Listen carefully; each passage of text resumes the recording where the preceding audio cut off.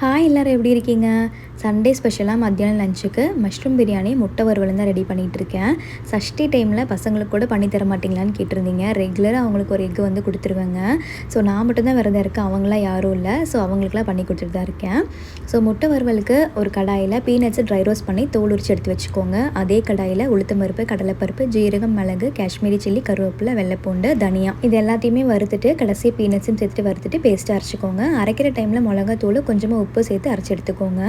இதுக்கு வந்து boiled egg தான் நல்லாயிருக்கும்.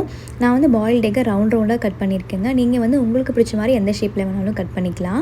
அதே கடாயில் கொஞ்சமாக எண்ணெய் சேர்த்துட்டு கருவேப்பிலை, நம்ம அரைச்சி வச்சுருக்கிற பொடியும் சேர்த்துட்டு மஞ்சத்தூள் சேர்த்துட்டு நல்லா பிரட்டி விடுங்க. இப்போ வேக வச்சுருக்கிற முட்டையும் சேர்த்துட்டு கலந்து விட்டுட்டிங்க அப்படின்னா மீடியம் ஃப்ளேமில் வச்சுக்கோங்க. ஒரு 10 நிமிஷத்தில் முட்டை வறுவல் வந்து ரெடி ஆயிரும்.